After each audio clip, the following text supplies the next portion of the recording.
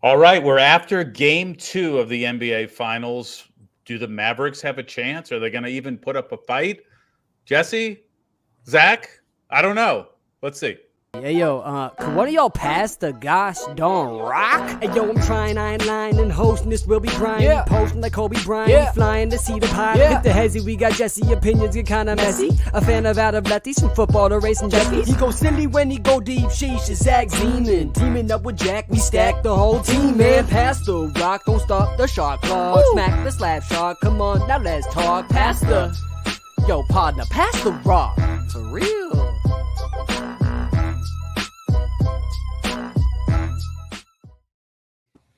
All right, I don't know if we're going to have a series. We thought there was going to be 7 games. We thought it was going to be back and forth. We thought Luka would be able to walk out of the arena uninjured, but none of those things have happened. Zach, what is going on?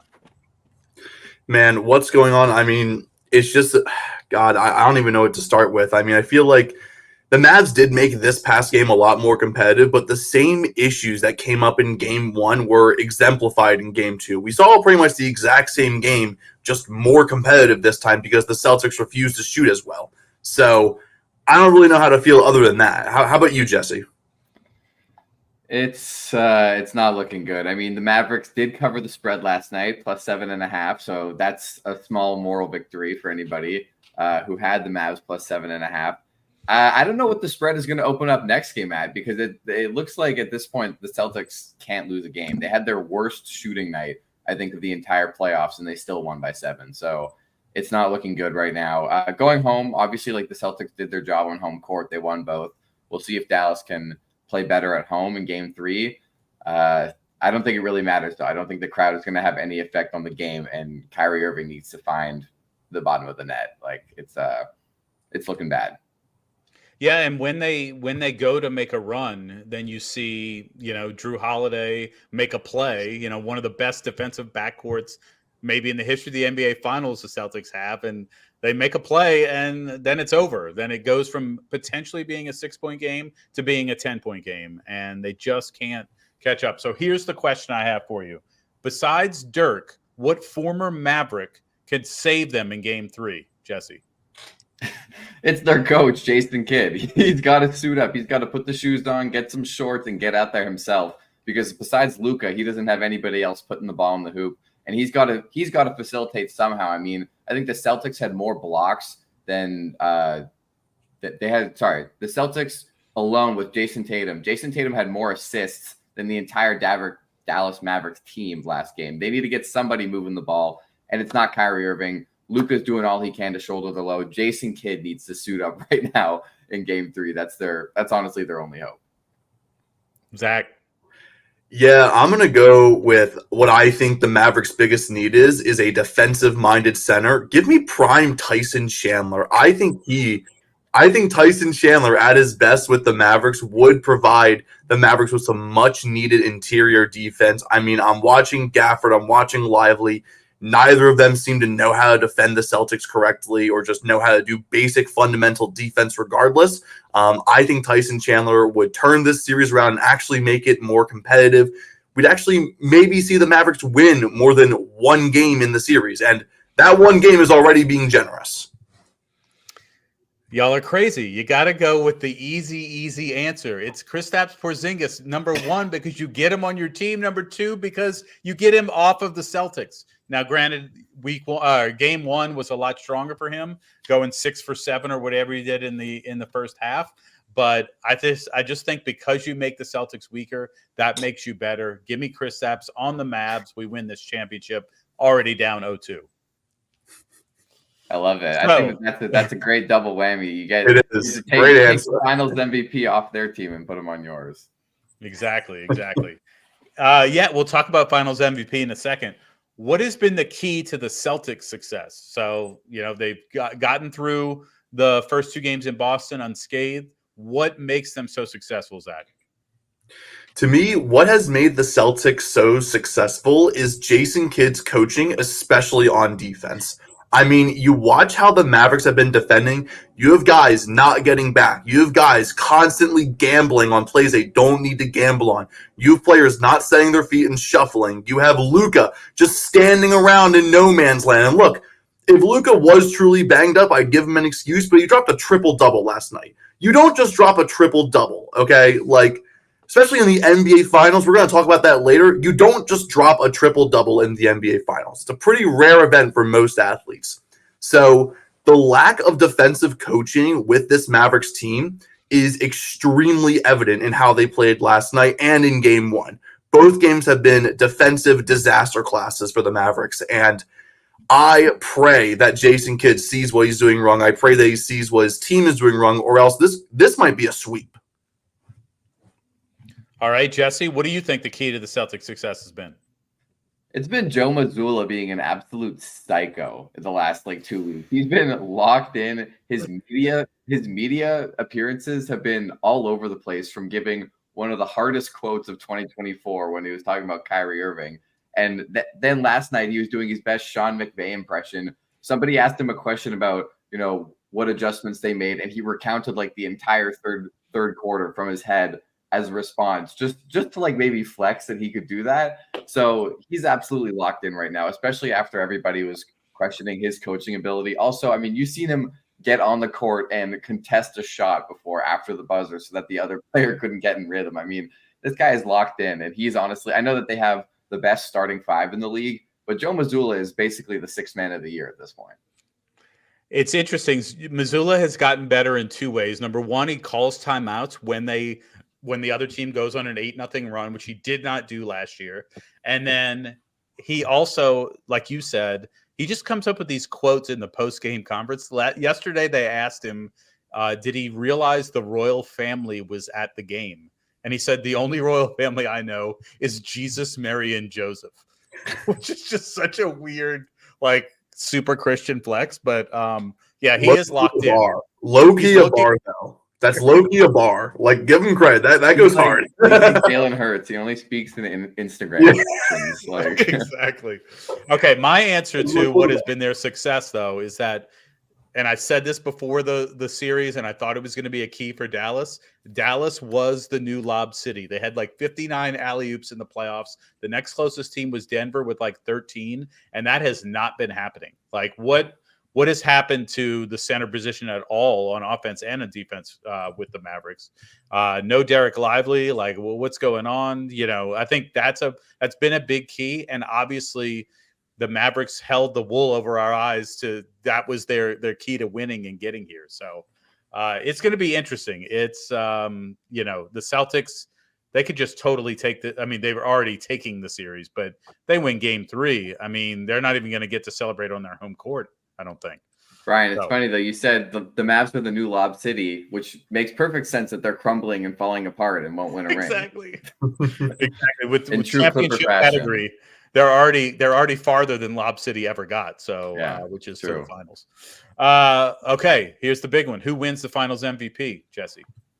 I said this on last Thursday's show. It's Jaylen Brown, 100%. I think Jason Tatum did have a pretty good game too. Even though the scoring wasn't really there, he still finished with 18 points and a near triple-double, really contributing on the boards and in the playmaking and just kind of everywhere else in the game. So he had a great game, but Jaylen Brown is showing that he is not only their alpha scorer on this team, but also he's the prime defender. And I know all these guys can defend at a super high level. Derek White, Drew Holiday, both all defensive team guys. But Jaylen Brown he actually felt, of all the awards that he wants in his career, he felt most snubbed off of the all-defensive team this year, and he's showing it. I mean, he was playing one-on-one isolation defense with Kyrie Irving, and he had him in a box. So it was very impressive to see. He's been their top guy on both ends of the floor, him and Drew Holiday, really. But I think at this point, it has to be Jaylen Brown. Lock. Mm-hmm. All right, Zach? Yeah, I like what you're saying a lot about Jaylen Brown. And to me, if it's not Jaylen Brown, there's a pretty clear-cut answer, in my opinion. It's got to be Drew Holiday. I mean, he has been fantastic this series, provided a lot of scoring last night, had a double-double, 26 and 11 rebounds for Drew Holiday. It's kind of crazy when you think about it, but he's also been elite defensively. He's done everything that you really need him to do on the court. He's really impressed me. So if it's not going to be Jaylen Brown, give it to Drew Holiday. He's been fantastic this series. Well, you stole my answer. I wasn't going to say Drew Holiday yet, but it's like the Jason Momoa meme where he's on the red carpet lurking. That's what Jaylen Brown sees right behind him is Drew Holiday. He's not going to get 26 every game, but he's going to make those huge plays, the rebound when they need it, the block when they need it, the steal when they need it, the tip, whatever. Honestly, makes. Sorry, you know who Drew Holiday reminds me of in like a role that could lead him to win Finals MVP? It reminds me of Andre Iguodala's Finals MVP because while you could argue maybe he wasn't the most deserving player on the team, he had the clutch moments, he had the clutch stops. You know, he made the best plays at the best times, and that's what ultimately led to Iguodala taking the Finals MVP from his teammates like Curry or Clay. So I think we could see a very similar situation if Drew Holiday keeps performing the way he has. So that leads me to our next question. And Zach, this is inspired by you. If the Celtics win, is this the most Mickey Mouse championship in the NBA ever? Okay. Did they have a hard road? What is your opinion? I'll start with you, Zach. I do not think they've had a hard road whatsoever. And I get that you can't control injuries, but this has just been ridiculous. Every single series, the main players of their opposition have come across injury after injury, whether it be the Cavs, whether it be the Pacers, and now with the Mavericks, with Luka Doncic being taped up for game 2, I mean, it is absolutely ridiculous. Look, the game might look competitive, but it's because the Celtics didn't want to shoot as well as they could have. And for those people in the comments saying, oh, but the Lakers have the Mickey Mouse Championship, it happened in Disney. Being locked away from your family for multiple months has to take a lot of toll on your mental health. I still think that championship is one of the more difficult ones in NBA history, despite what a lot of people say about it. So, yes, I'm going to say if the Celtics do win this championship, it is completely Mickey Mouse. No, it's the Mickey Mouse Championship because it was in Disney. That's it. You're overthinking that. All right, Jesse. No, I don't subscribe to this point of view. I think that you got to beat whoever's in front of you, and they've done what they're supposed to do. I mean, if they were going to 6 or 7 with all of these like easy teams that they were facing, I would say maybe. But I mean, they haven't lost more than one game in any of these series so far. And as much as I like to dump on the Celtics, like they've done what they're supposed to do, except for one off night, and usually that's been game 2 for the Celtics. And they had that off night against Dallas, and they still won that game. We'll see if game 3, maybe Dallas comes out with some sense of heart, like back against the wall. You're at home. This is your season. Do or die. You can't go down 3-0. But I mean, at this point, the Celtics have just dominated. I mean, they're so much better than Dallas in the regular season. They're 14 wins above them. So it's no surprise that they're up already, but they got to finish this one out. But I still think that the most Mickey Mouse NBA championship has to be the Lakers because, like Brian said, it was at Disney, and that just gives them plus 10 Mickey points. So no doubt. They found all the little Mickeys around their hotel. All right. The reason this isn't a Mickey Mouse championship, this is a front office championship, and there were 2 major moves that made this happen. A, the Bucks downgraded at the point guard position by trading for Dame Lillard instead of keeping Drew Holiday, and B, the Boston Celtics traded for Drew Holiday knowing he was bringing the championship with him. That's it. They needed that glue guy that was going to push everybody hard around them. The Celtics needed a leader in the locker room. They got it. And the Milwaukee Bucks, for some reason, gave up on that to go after Dame. And that's why they're not playing today. Not to mention Derek White, they got for Josh Richardson, Romeo Langford, and a first-round pick. They got Derek White for that. Yeah. And that's what he's also turned into another championship-level glue guy, aside from Drew Holiday. Like, they have 2. Yeah. And then you have Porzingis, too. They got essentially for free. So, I mean, this is a front office championship. And just because you're bored because it's not that exciting and Luka's not putting up enough of a fight with the Mavericks doesn't mean it's Mickey Mouse. Mickey Mouse lives in Orlando. Orlando doesn't have any championships, so it has to go to the Lakers in 2020. Done. All right. So the giveaway bot I hear is not working. We're efforting, and I don't know what we can do about that. Really, we can just give it away in chat at some point. Okay. So $10 Amazon or whatever gift card we're going to do. The gift card we're going to give away during our draft off coming up. We're doing the best names in sports history, and whoever can put the best name in the chat that the 3 of us will vote on will get the $10 gift card. Perfect. So stay tuned for that. One more question about the NBA Finals. So, as your starting point guard, would you rather Drew Holiday or Chris Paul? I'll start with Jesse. You go first. They're both kind of old, but Drew Holiday's still younger. I'm definitely taking Drew Holiday. Yeah, this is a no-brainer right now. Drew Holiday is the much more productive point guard right now. And let's be real, a better teammate, whatever Chris Paul is doing. Mike Conley. I love Mike Conley, and he's exactly like Drew Holiday, just like 4 years older. And he's like real. I think he might retire within like the next year or two. So I'm definitely keeping Drew, but love Mike. Probably one of the most underrated players in the past generation of NBA players, but I'm taking Drew Holiday, no question. Yeah, look, Mike Conley ran out of steam in the Western Conference Finals, and I respect the guy for the career he's had, but it's Drew Holiday at this point. James Harden. Right now, Drew Holiday. He definitely contributes to winning a lot more than James Harden does. On a random Friday night in the regular season, I'll probably take James Harden, but in any game that is somewhat meaningful, I'm going Drew Holiday. No, I think you were close on that one, Zach. I think it's in a random Friday night against the Detroit Pistons. I'm taking James Harden. But in the playoffs, I'm definitely taking Drew Holiday. All right, Jamal Murray. Woo! I'd still take Drew Holiday because even Jamal Murray had those off nights this year where he would just shoot like 2 of 15 or like 6 of 20. But if Drew Holiday has a night like that, which he doesn't because he'll never take that many shots if he's missing that many, he's still locking down the best guard on the other team, and he's contributing in those ways. So Jamal Murray is definitely better offensively, but I think defense brings more value in the finals, especially like in playoff basketball. I would take Drew. I get what you're saying, but I think I'm leaning towards Jamal Murray here. I really value his offense very highly, and it's like while Drew provides a lot defensively, Jamal Murray at times, not always, but he can make up for that with his offense, with just how much he's able to do. So give me Jamal Murray.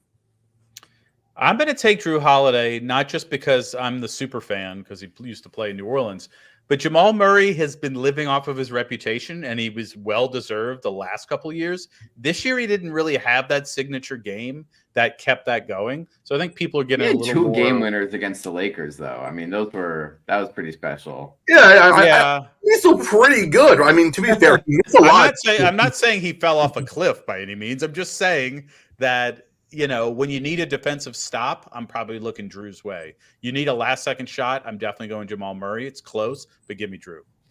All right, Marcus Smart. If this was going for the next 5 years, I'd take Marcus Smart. But, I mean, Marcus Smart was literally the guy that they replaced Drew with. Right. But I think I'd go Drew. Look, they replaced Marcus Smart with Drew Holiday and immediately looked like the most dominant team in the modern era. I mean, at least in the last, pretty much since the Dynasty Warriors, this is the most dominant team we've seen for a regular season. So I think this is easily Drew Holiday. I think it is too. I think if the Grizzlies don't bounce back this year, like something else crazy goes on or they have a bad injury, you may never hear from Marcus Smart again. I mean, I don't believe he's, just a system guy that it just worked out in Boston by any means. I do think he has the ability to be a difference maker in the playoffs, but he's about to go, to NBA purgatory if the Grizzlies can't turn things around. So Drew Holiday. Tyrese Maxey. Zach, you can go first. Yep. Two, you got a current Sixer and a former Sixer here. Shit, I gotta be biased. I gotta ride with Maxey. I gotta ride with my guy. I'm gonna back it up a little bit, but I mean, I really like what I saw from Maxey this year. Drew is very much the better defender right now, but what Maxey provides offensively, again, similar to what I said about Jamal Murray, it can outweigh, the defense. And even then, Tyrese Maxey is not a bad defender. He's just not like anything elite. So I'm going with Tyrese Maxey. Tyrese Maxey is like Drew Holiday in the making, I think, but way better offensively too. Like I think he has the effort on defense. He's great. But right now, oh my God, right now I take Drew Holiday still. I think he's got the championship pedigree and he knows what it takes to win. And I think Tyrese Maxey's well on his way. But right now I take Drew. Yeah, you got to think about age in this one, and Tyrese Maxey should be the right answer. And if I were constantly rebuilding like the 76ers, I'd stick with Maxey. But in the playoffs, I'm going to take Drew, and I know I'm giving up on the offense, but he makes everybody around him better, and so does Maxey, and Maxey has the potential to do that. That's a really close one, but give me Drew. Kyrie Irving. Jesse, go ahead. Oh, man. I mean, we're watching it unfold in front of our eyes, but you know what? I would still take Kyrie. I would take Kyrie in this one because even though Drew does command the defense, like if Kyrie had that level of supporting cast around him as well, where he doesn't have to be, I mean, I don't know. Like if you swapped their places, I'm sure Kyrie would be doing fine right now. I know he used to be on the Celtics, but I think Kyrie's still much more skilled than Drew Holiday is. He's one of the most skilled point guards ever. I know he's having a rough series being defended by Drew Holiday right now, but I would still take Kyrie. Yeah, I feel like if Kyrie Irving was going against pretty much anyone else in the NBA, he'd be finding a lot more success in the current series. But I'm not trying to let this completely weigh my opinion. I'm going to go with Kyrie Irving because I know how elite he can be, especially offensively, especially when he gets the ball in open space, when defenders give him a chance, unlike Drew Holiday, who's defending him perfectly this series. Yeah, the answer is Kyrie, especially how he's played all season long, where he's focused on basketball and there's not all the distractions. I think it's a no-brainer. If he were on the Celtics and Drew were on the Mavericks, it would be 2-0 still. All right, Trae Young. Wow. I would take he's so bad on defense compared to Drew. It's so hard. But I think I would still take Trae Young. Honestly, he gets a lot of hate, and rightfully so for some reasons, but also he did carry the Hawks all the way to the conference finals in the year that the Bucks won the championship, and he was hurt at the end of that series against the Bucks, which they eventually won in 6. But I mean, he's numerously dropped 40-plus points in the playoffs and had some very clutch moments against the Celtics as well. He's been big. So I think I would still take Trae Young here. It's hard. They're completely opposite ends of the point guard. Like Drew Holiday is everything that Trae Young is not defensively, and Trae Young is just like everything that Drew is not offensively. So I think I would take Trae though.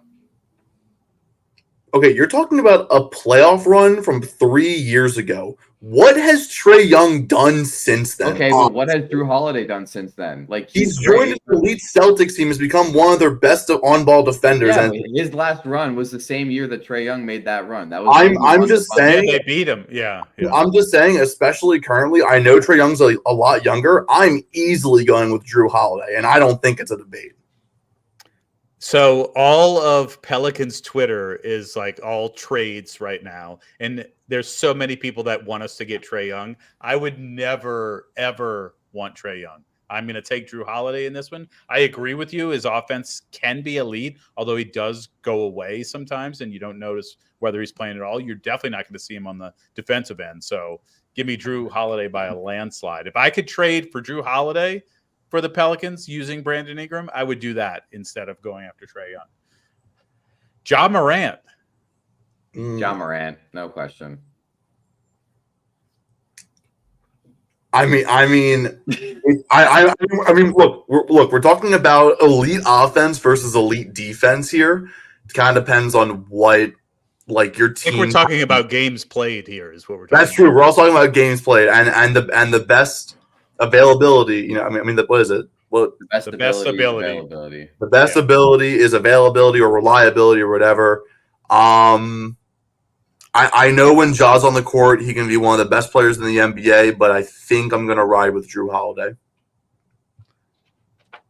I'm going Ja Morant. I'm just hoping that I have the psychologist to get him on the court and good going forward. I'm going Ja Morant. He's too young and too like game changing. All right, De'Aaron Fox. Definitely De'Aaron Fox. Not even a question. He's so good. And if you put him in an NBA Finals, I'm sure he would show the world just how good he is. He like led the league or was among the top of the league in steals this year. He's a tremendous defender. He's like the fastest player in the league, and like 27 points a game. He's so good, and I think he needs to get the hell out of Sacramento and prove that he's that good. I think De'Aaron Fox, definitely, no question. Yeah, it really sucks he doesn't get the recognition he deserves because he plays in Sacramento, of all places. I feel like you hear about a lot of stars, even from smaller markets from everywhere but Sacramento. I'm going De'Aaron Fox here. The answer is De'Aaron Fox. He doesn't need to leave Sacramento. They need to get some bonus out of there so that De'Aaron can take over. It's a similar issue that a lot of small market teams have, where they have two stars and they can't figure out who their alpha is. And Sacramento is choosing wrongly. They're choosing Sabonis when they need to be choosing De'Aaron Fox. It's De'Aaron Fox. Tyrese Halliburton. I would take Drew. I like that. I honestly like Hallie's good, but I would take Drew. Like, after seeing what happened in this year's playoffs, Hallie disappears. And yeah, he got injured, but Drew Holiday would never disappear on me like Tyrese Halliburton did in game after game. He was Drew Holiday is a guy who's the fourth option who can become a number one option like on any given night. And Tyrese Halliburton is your first option who can play like your fourth option on any given night. So I'm taking Drew Holiday. This answer would have been a clean sweep for Tyrese Halliburton if we asked it at the All-Star break, but he has completely fallen off since then. Honestly, he is just – I mean, it's been really disappointing. I really hope that the Pacers and him especially would do better in the playoffs. But you're saying right now, I'm taking Drew Holiday. I don't think all of us would have chosen Halliburton at the All-Star break, although he was the ghost of the second half, that's for sure. So you got to go Drew. I mean, how like Jesse said it already, ever since I had the Halliburger in Indianapolis at the All-Star game, he's gone to you know what. I mean, he just has not been able to show up consistently. You clearly cursed him. Look, it was actually on the menu. You know, I thought it was special. The burger tasted great, and then Halliburton went to crap. All right, I'm telling you, it's just something about you. You cursed him. It's the best thing. It's the best thing we ate all weekend. Sorry, you boys weren't there yet. All right, Jalen Brunson. This definitely Jalen Brunson. I don't know what idiot put Jalen Brunson on this list. No question. Yeah, very clearly Jalen Brunson. He is now an absolute superstar. Drew Holiday, you could argue, is still a star, but he's nothing like Jalen Brunson. Yeah, I think it's Jalen Brunson just because of his age, but Drew is putting up a fight, which is why we're talking about it. So, but no, Jalen Brunson for sure. All right, Zach, Dan Hurley, the decision. All right. Yes. Go ahead and take us through it. What happened? All right. Dan Hurley has made his decision. He is staying with UConn to pursue a third national championship.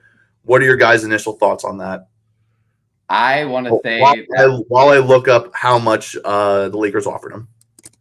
This was exactly the right decision, and this is exactly what I said he should do when we were talking about it on Thursday, that he has enough money already. They are going to make him the highest paid coach in NCAA history, even though he's already is basically the highest paid coach in college basketball. So they're going to give him even more money to stay there and continue to coach his team, go for history, go for the three-peat. I think it was absolutely I know he probably thought about it a lot, but to me, this is a no-brainer. Go for the three-peat. You have built a winning culture. Live in it as long as you can, because the Los Angeles Lakers, I know that they have an HBO show called Winning Time, but none of that is happening right now. Good call. Here's the deal. And this is not, y'all are going to yell at me because of my disrespect of LeBron because I think Michael Jordan's better. It's nothing to do with that. Why would he want to go play in the mess that is LeBron James with Anthony Davis and all the foolishness? All right. I don't think it matters who the coach is. Zach, you could be the coach. It would be better for you to be the coach because then LeBron has somebody to yell at and say whose fault it is. I think until that whole situation relieves itself by either LeBron leaving and going somewhere else or retiring, it's not really going to matter who the coach is. Just make him the player coach. That's what is happening. It has history in the NBA. And of course, Dan Hurley made the right decision to stay at UConn. I could see him being an NBA coach in the next couple of years, though. I just don't think he wants to be a part of that circus. Yeah, I think a great word for it. Yeah, definitely can't say I blame him. So the Lakers offered him 6 years and $70 million. That would not have made him the highest paid coach. According to Woj, it would have made him one of the NBA's 6 highest paid coaches. And it's like, you're trying to get back-to-back 2-time national champion coach away from his team, and you're not even going to make him a top 1 highest paid coach in the NBA. I'm not surprised.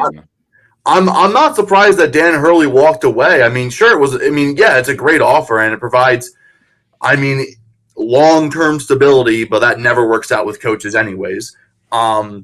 He made absolutely the right decision.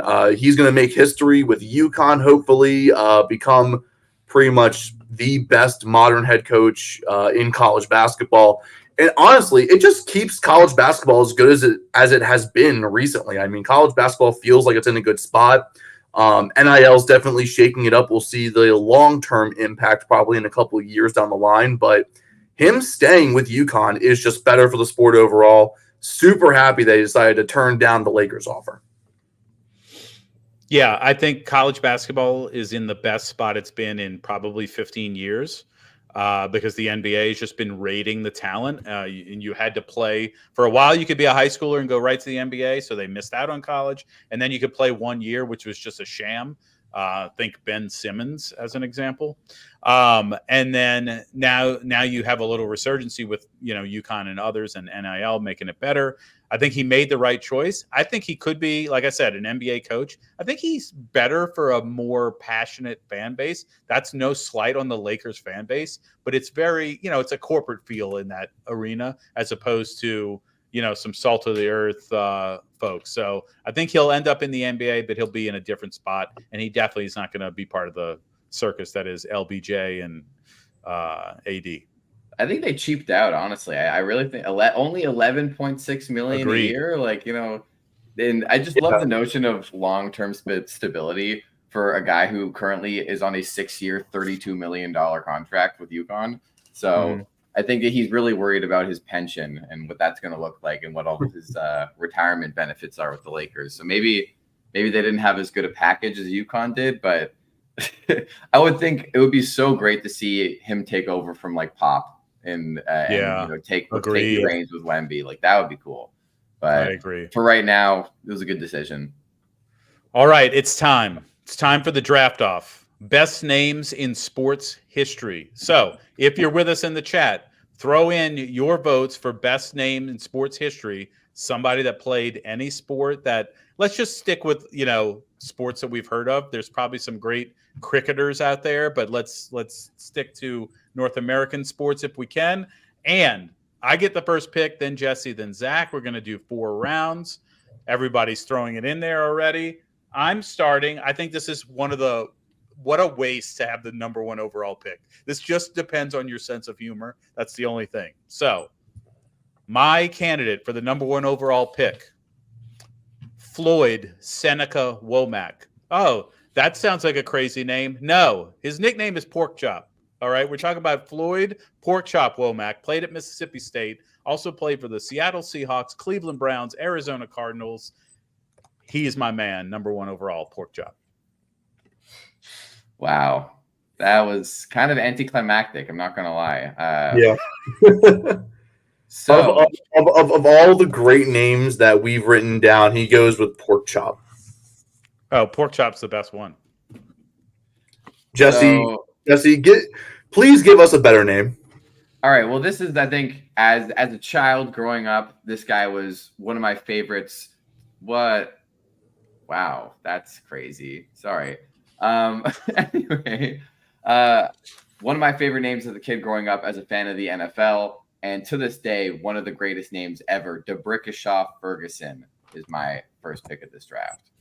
Mm-hmm. Mm-hmm. Yeah, DeBrickashaw. now that I would name my kid DeBrickashaw, honestly. I like pork chop better.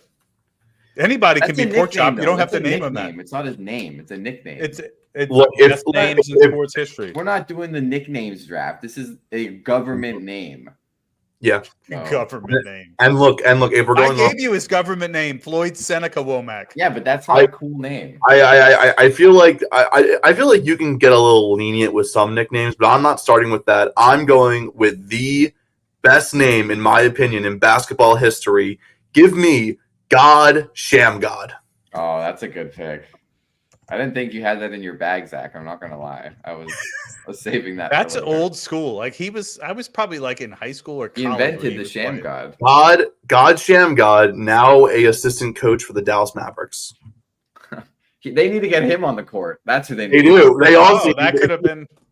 They also need to Great. get him on the court. And then with my next pick, there are some great names, but honestly, I'm looking at my list. I don't think I have a better one than Dick Butkus. Nice, classic, easy. Mhm. All right, back to you, Jess. I'm gonna do a combination pick here. All right, I'm gonna take the one and only Meta Sandiford Artest, also known as Meta World Peace, also known as Ron Artest, also known as the Panda's friend. All right, I'm taking the umbrella of the Artest name, but whichever one you like the best. I think Meta Okay. World. I'm just writing down Meta World Peace because that is his best. I want Panda's friend as well. It's a package deal. Fine. All right, I'm gonna go. Let's hit it up with. You guys are just picking guys, so let's change things up a little bit. I'm gonna go with former Olympian Peekaboo Street, Picabo That's crazy. Street. And then on the turn, this is just such a fun name to say, and I can't believe you guys didn't do it. I know if Jack was with us, he would have picked him. Chris Fuamatu Ma'afala, former fullback of the Pittsburgh Steelers. How do I spell that? Dude, Fuamatu. I had to write it down. You just let me take it. I'll take care of that. Okay, you take care of that. That is a name. All right, so it's back to me again. Pretty easy. We're gonna go into college football here. Give me General Booty. No question. He was on my list. That is an elite What pick. is? Wait. What is that? That's Kaimi Fairbairn's real name. Okay. That is unbelievable. Oh my god. No, I That had General yeah, Booty on my is list. an early contender for our giveaway. That is an early contender. General Booty. General Booty at ease. All right, I have two more picks here. First, I'm gonna go with the guy that Shohei Ohtani is always compared to, Tungsten Arm O'Doyle.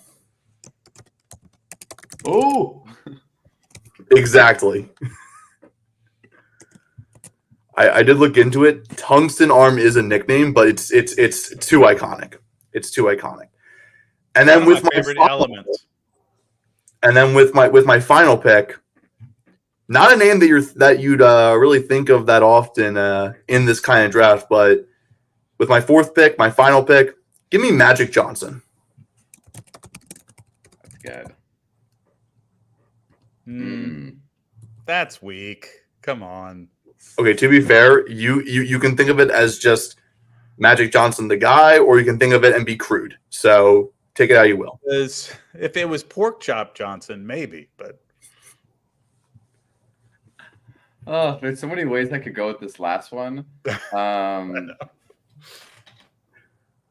Wow, yeah, there's some crazy names on this. There are still some great names. I mean, you have Olympic legend Dick Pound, president of the IOC. You have a lot of guys in here. Dick Trickle is crazy. I think with my last pick, you know what? This guy does not get enough love. Former top 5 draft pick. Give me Dragon Bender. Yeah. Dragon Bender, the guy who I wanted to succeed so bad just because of his name. Before we do my last pick, I will say one honorable mention pick. It was like out of Arizona, a college football player from the early 2000s, Your Highness Morgan. His first name was Your Highness, which is just that's awesome. great. But I'm not picking him. And then Jesse said one of my other ones, Dick Trickle, so I won't pick him either. No, you can take Dick. And I love the current take Clemson it, Brian. player. Go for it. I love the current Clemson player. His first name's Drew. I'll let you Google the rest of it. And I also love Kool-Aid McKinstry, but I'm going to go with Cocoa Crisp because it was a cereal, and then he was a outfielder for the Athletics. Yeah, Cocoa Crisp was definitely a contender on my list. That was the name I had. I also had, before we pick a winner from chat, shout out to Richie Incognito, to Haha Clinton Dix, to Chad Ochocinco, and Lars Newtbar. I thought about just saying Muhammad Ali, but I wasn't sure if that's like. I definitely would have taken that. That is a great name. It's a great name, but it's just not as funny as like some of these, I guess.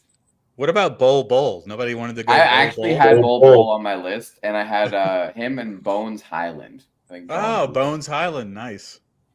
Yeah, and awesome. And yeah. Also, shout out to Rowdy Beers, that guy. I think he was a rookie, so I know his government name is like Nishan Highland, but anyway, it's not as funny as Bones. Exactly. All right, so I guess L. Rosenberg won the $10 gift card. I mean, this loan to me wins it. I mean, just go ahead and read the winning name to us, Zach. I am not going to read the winning name to you. But I mean, she put a lot of good ones. We had DeColdis Crawford, who was actually the inspiration for this entire draft because I remembered him. Yeah, go Bulldogs. Yeah. And Haha Clinton Dix is a great one too. Haha Clinton Dix is great. Shout out Dick Trickle. Anyway, we're moving on. Zach, you have our next trivia for today, so take us away. Yes. Okay, so can you guys name the top 10 players? Let me try that again. Name the top 10 players with the most triple doubles in NBA Finals history. All right. And before we start, I'm going to give you a hint. There are exactly 10 players who have gotten a triple double more than once in the NBA Finals.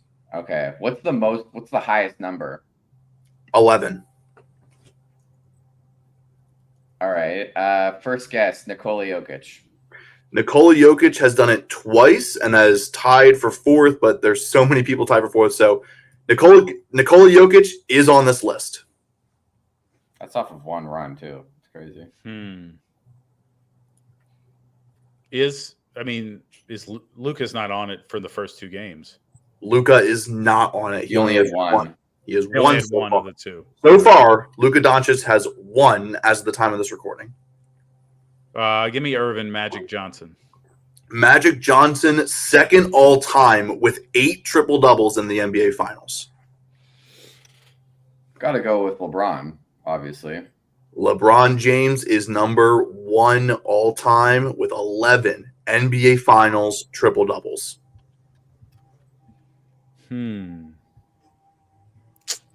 I want to say Jordan, but I really don't think it's him. Give me Kareem. Kareem Abdul-Jabbar is not on this list. It's definitely not Russ because he wasn't Mr. Triple-Double when they were in the finals back in 2012. And he's only played in 1 finals. And that was his only one, yeah. Let's go with Did the original Mr. Triple-Double make the finals back in the 70s, Oscar Robertson?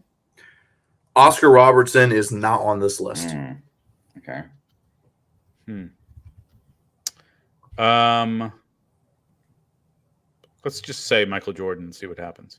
Michael Jordan, as far as I can tell, has never gotten a triple-double in the NBA Finals. Yeah, it's assist was Dang. his issue. Mm-hmm. I'm gonna. No, he didn't. I was gonna say Tatum because I thought he had one last night, but he just missed it. I think he had 9 boards. Let's go, Kevin Durant. No Kevin Durant. He's done it one time in the NBA Finals. Mm. So you have 2 players who are currently playing that you haven't gotten, and the rest are significantly older.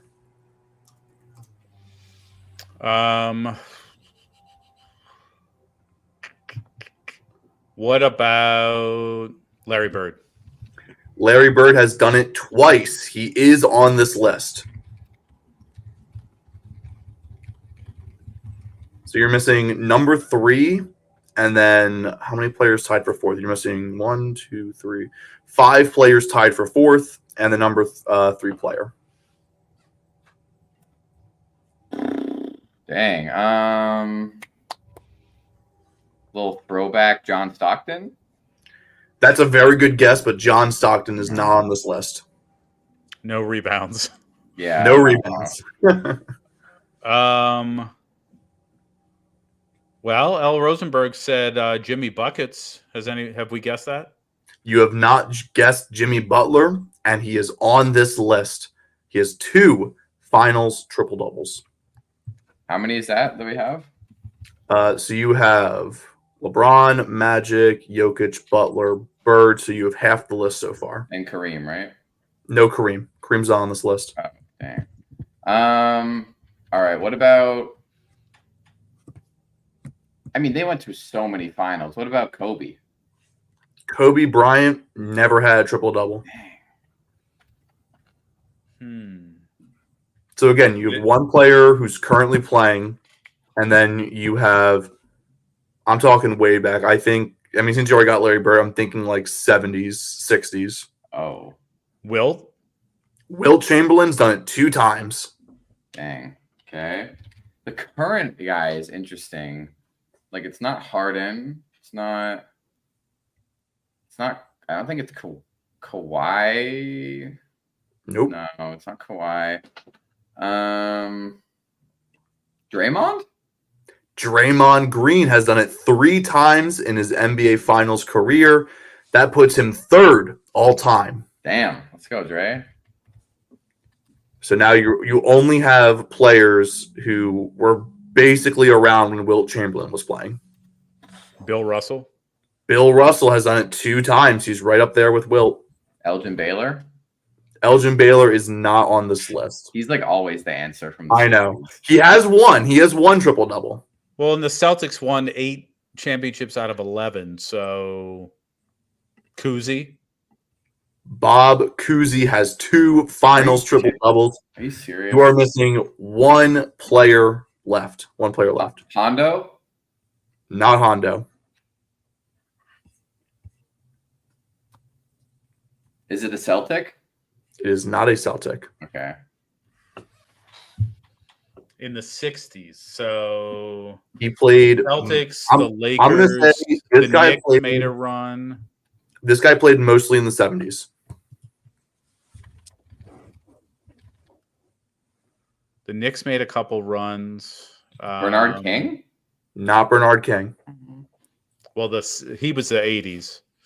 Wow. Is it Walt Frazier? It is Walt Frazier. There you go. And that Walt Frazier, great burger restaurant Clyde. in New York City, by the way. Clyde. There's a 9 on every bun that they. Yes, Walt Frazier, 2 finals triple-doubles. All So right. there we go. Nice Look at list. that. That's good stuff. All right. So this is an interesting list. So this is going to be including career high. So here's the premise. So rank the Boston Celtics rotation from 1 to 8 in career high points. So this is the most points they've ever scored in any game, playoffs included. So usually career highs don't include playoffs, but for this sake, this is including their career high in a playoff game and in a regular season game, whatever it is. So the 8 players are obviously you have Drew Holiday, Derek White, Jason Tatum, Jaylen Brown, Al Horford, Kristaps Porzingis, Peyton Pritchard, and Sam Hauser. Those are the 8 players in the Celtics rotation. You need to rank them 1 to 8 in order of career high points. So you can start from the bottom, you can start from the top, whatever you want to do, and I'll tell you what the answer is after. All right. So the last 2 were Pritchard and Hauser, right? Correct. I'm gonna guess Hauser is number 8 and Pritchard is number 7. All right. You guys, okay, so Hauser. We'll do it together. We'll do it together. Yeah. And then, so Drew is a little older, so we got to remember that, but never really a huge scorer. You got Tatum. I think I'd probably go Tatum first. Then the question is Jaylen or Drew second. Drew might be higher. No, I'm thinking Jaylen because, I mean, just because you have more seasons doesn't mean that you're consistently scoring at the same volume. And I feel like Jaylen Brown's been consistently that number 2 guy, and I feel like he's number 2 on this list. So would you put Drew 3 or Kristaps? Now that's a good question. I think I'm leaning. I think Drew's never hurt. That's the thing. He's like never. Yeah, that's true. But has Drew ever had like a massive scoring season? Like besides when he was say he's probably had a few 20-point average seasons. Okay. Not a ton, but no. And then you got Derek White. Who's the 8th? I have Pritchard, Hauser, Drew, Horford. Tatum, Jaylen, Horford. Oh, Horford's old as shit. Horford's been around too. Horford's old. Horford's very old, but he's always been somewhat productive. He's got to. I was thinking he might be the 4th or 5th guy on this. Okay, so Tatum, Jaylen, and then Porzingis or Drew 3rd? Or Horford? I think Horford's like I want to go. That's a great question, by the way. This is a great. I want to go Drew, Porzingis, Horford in that order. Then Derek White. Then So Drew is 3, Porzingis 4, Horford 5, Derek White 6 is what you're saying. And then Pritchard and Hauser. Pritchard 7 and Hauser 8. I still think there's an outside chance that Drew has more than Jaylen. We'll see. Okay, so we have Your final Tatum, Jaylen, Drew, Porzingis, Horford, White, Hauser, Pritchard. Yeah. Fine. That is our Pritchard first Hauser guess. or Hauser Pritchard? Hauser, Pritchard Hauser. Oh, Pritchard. Oh, I wrote it down wrong. Sorry. It's okay. Pritchard Hauser. That is our first guess. Yes. All right, so close. The correct answer, Jason Tatum, number 1 with 60 points. Number 2 is Drew Holiday with 51 points in the regular season. I thought we were guessing career number. Oh, it's career high. I thought it was career average. No, it was career high points. It was the first thing I said. Either way, Yeah, it's pretty close. We messed up. Keep going. Okay. 1, 2. So Jaylen Brown is number 3 with 50. Number 4 is Kristaps Porzingis with 43. Number 5 is Peyton Pritchard with 38. Oh my God. Tied with him, though, is Derek White, also with 38. Derek White did it in the playoffs. His regular season career high is only 33. So that's kind of funny for Derek White. And then at number 7 is Al Horford with 34. And then Sam Hauser with 30 comes in at the last spot. Okay. Yeah, I misunderstood the question totally. I messed Even up. though you said career high points, and I see it on the screen right now. Yeah. I was don't think I thinking could've done career much better high to lead in you guys. total points, not single game points. Offie understood the No. game in the chat. So, I mean, he. Oh God. Yeah. That just solidifies that it was asked wrong. Yep. If he got it. Yeah, anyway. So, I mean, you guys were pretty close. Brian, your sneaky feeling that Drew was higher than Jaylen was correct in that sense. But Now I want to know who has more career points between those two.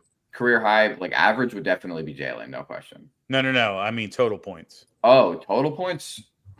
He's got 10,038, Jaylen Brown. I think Drew has more. I would hope so. I mean, I would think so. He's Yeah, he's got 33.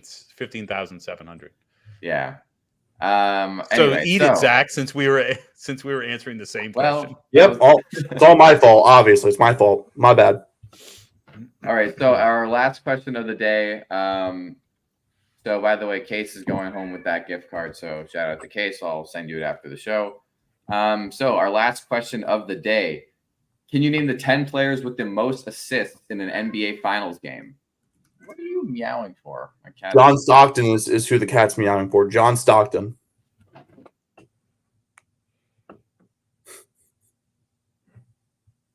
He's going crazy. Anyway, most assists in an NBA Finals game. Your time starts now. John Stockton. No. This list is Magic had it over 20 in a game. John Stockton is not on the list. He's the Jesus. first. He's the first guy off the list, but he's not on there. rigged. Yeah, Magic had 20. Magic had 20 or 21 once.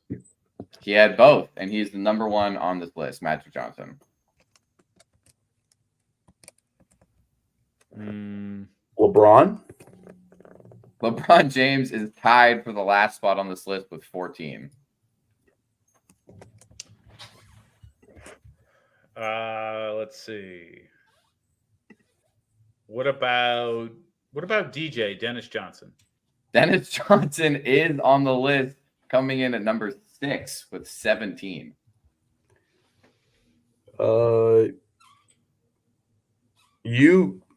Jesse, you just guessed him. I'll guess him. Bob Cousy. Nope. Oh, actually, yes. Sorry. Bob Cousy does make the list. He is also tied at the very end with 14. So there's actually a few other guys here who are tied with at the very, very bottom. But yeah, Bob Cousy tied for the last spot with 14. What about the logo, Jerry West throwing it to Wilt Chamberlain? Number 4 with 18 assists. How about Nikola Jokic? He is also tied for that last spot with 14 assists. Trying to think who was throwing the ball to Hakeem Olajuwon or to Shaq. Penny Hardaway? Penny, yeah, Penny. Penny Hardaway is also on the list, tied with 14 at the very end. So how many do we have left? So, oh, sorry. Actually, Bob Cousy is also. Wait a second. This is all out of whack. For some reason, Bob Cousy just disappeared on the list I was just looking at, but he's definitely on there. Bob Cousy's number 3 with 19 assists. For some reason, he was on StatMuse and not on Basketball Reference. So Bob Cousy is number 3 with 19. Offie said he's closing the stream if Steph doesn't get his due. Steph doesn't get assists, so Steph I don't know why Steph you're is a vacuum. Steph. He just shoots. This guy's commenting Steph and like Jamal Murray as if this has like I don't think any of these players are still in the NBA. That are I don't think Offie knows ball. So you have number 1 Magic. You're missing number 2. Number 3 was Cousy. Number 4 Jerry West. You're missing 5, and then you have number 6, and then 8, 9, 10. You're good. Let me guess. Rondo. He did a lot of passing with the Celtics. Number 7 with 16 assists is Rajon Rondo. That was my next guess. Yeah,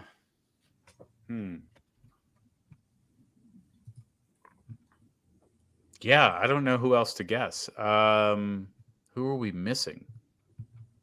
How many are we missing? You're missing 2. Can we get like an era? One guy we mentioned in the previous trivia. 1970s. Clyde Frazier, number 2 with 19 assists is correct. So you have everybody except for number 5, a guy who got 17 assists in 1986. 86. That was either Boston Lakers or Boston Rockets. And we've already guessed DJ, so it has to be somebody on the other team. We already guessed Magic Johnson. I Player have was on the no Rockets. idea. I have no idea who the point guard So for this the guy, Rockets was the that point year. guard for the Rockets, by the way, he averaged 2.7 assists in his career. He never averaged over 4 assists in a game in a season, and he had 17 assists in the NBA Finals on the Was Houston it like Rockets. Kenny the Jet Smith? Like that's too old for him. No. He wasn't on the Yeah, team. he was 90s. I have no idea who this is. I know Ralph Sampson was one of the is him and Hakeem Olajuwon, but I don't know who passed him the ball. This is actually, sorry, he's not a point guard. He's a small forward, and this was just in a random game. So the small forward for the Houston Rockets with a career average of less than 3 assists a game was 17 in the finals, Robert Reed. I don't know if you've ever Never heard of that heard of player. that guy. Who? Oh. Also, random game. It's the NBA Finals. In a random game in the finals. Also, one bonus question. There was one other player who had 14 assists, but he was way older than most of the other guys. He is also in the 80s, in 1980 and 82 with the Lakers. Byron Scott? Nope. Guy's got a good nickname. Worthy. He's Stormin. Oh, I thought you'd know that. All I know is Stormin Norman Schwarzkopf. Who was a Stormin general. Norman is Stormin Norm Nixon of the Los Angeles Oh. Lakers. He's the last one. I But don't remember him. Jesse, you have an old soul, it seems. Robert Reed, do your research. I That have is hilarious. no idea how this guy managed to do That was one of the but biggest upsets ever when the Rockets beat the Lakers to go to the NBA Finals, and then the Celtics just wiped the floor with them. But Hey, awesome. shout out to Robert Reed. That's all we got for today, for today's show. Yeah. So Fun we'll be show. back- Fun show. We'll be Very back on fun. Thursday. You can check us out anywhere before that. We'll have our gaming streams tomorrow, Tuesday and Wednesday. Mhm. And we got game 3 is going to be in like what, a week or something? It's on Wednesday. I think it's Wednesday, Friday. I think is the schedule. It's Tonight, ridiculous. Stanley Cup Finals Game 2. go Oilers. Oilers Panthers. Oh, why do we suddenly have 11 viewers? Come on. Because we're talking NHL. It just You went guys couldn't have been here the whole time before. boomed up. Just boomed up when we started talking NHL. Can your guy Sergei Bobrovsky stand on his head again? That's the question. Yeah, we'll see. All right, it was fun. We will see everyone on Thursday. Until then, enjoy. See ya.